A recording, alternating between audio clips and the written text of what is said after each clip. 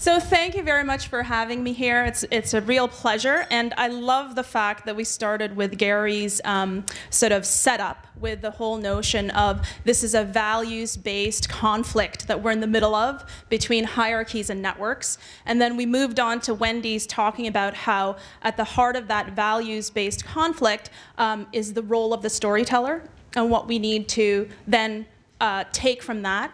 And then we've got these storytellers here, okay? So I'm not going to talk at all about myself. You guys can read up about what I've done, but needless to say, I've been in the trenches for a very long time, so I can speak to my experience as to how I came about this particular point of view that I'm in now. And I think one of the greatest challenges for storytellers of this day is we're actually moving beyond simply understanding that this values-based conflict between hierarchies and networks are somehow sort of non-political, okay? And I think Gary sort of spoke to that as well. So I think where we're finding ourselves in the future is we're moving into a space where it's more than just interactive storytelling or interactive stories that we're doing. We're talking about engaged entertainment or engaged stories.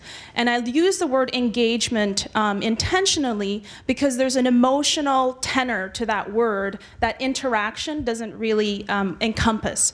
You know, in the late 90s, early 2000s, when we started experimenting with interactive storytelling, we were really mostly focused on interaction from a functionality perspective, mainly because a lot of the people who we were working with as storytellers are technologists, and we needed to get the grammar of that particular form right. Now that I think we have these digital natives like the Wong Fu guys and a lot of you here, the notion of developing this technical grammar for how to do interactive storytelling is almost getting set. And so now we're moving into the soft part, and I think more important part of the conversation, which is how do you actually develop an engaged form of storytelling whereby you are asking your audience members to emotionally, politically, socially, actively engage with all the pieces that you're doing. And in that kind of exchange, there's a transaction happening, and that transaction is inherently political.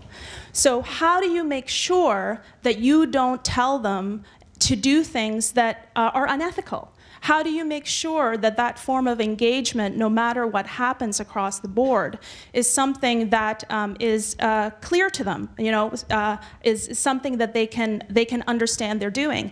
I'm speaking in particular about the shitstorm that just came out, which is the Coney 12 issue, right? So here we have this whole other cultural space feeling quite, you know, rendered invisible by a form of storyteller who's extremely good at his craft, who is a digital native and knows how to use the technologies properly, but where the values of engagement weren't properly thought out. So I actually think that as storytellers today, this is the most critical issue that we will all be faced with, is what kind of storyteller are we as we use these networks, as we don't even think about these networks because we just inherently understand them. I don't think you guys really spend all the time thinking, oh, we're kind of network storytellers. Like, you just do it because you lived and breathed and know about it, and you know it's almost part of your DNA, right? So there's this inherent apoliticalness to the way we think about network storytelling, which I think is now being questioned. And that's not just in terms of content, because as we move into how people make money, it also adds yet another layer to this, which is that not only are we creating engaged entertainment forms, but we're actually using engaged business models.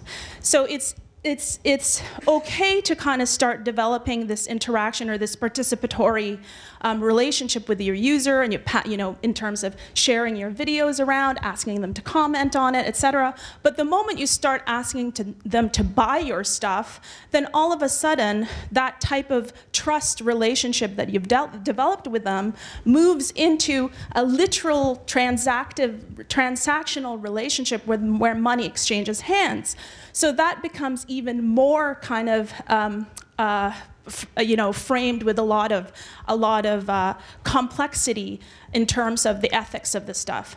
So I really think that, and I'd love to kind of raise this question to this whole room, is for me, yes, the technology is now in place. We're now at a point where, this notion of hierarchies and networks may be causing the incumbents some sort of stress and ulcers and things like that. But at the end of the day, young mainstream society has already taken to that well.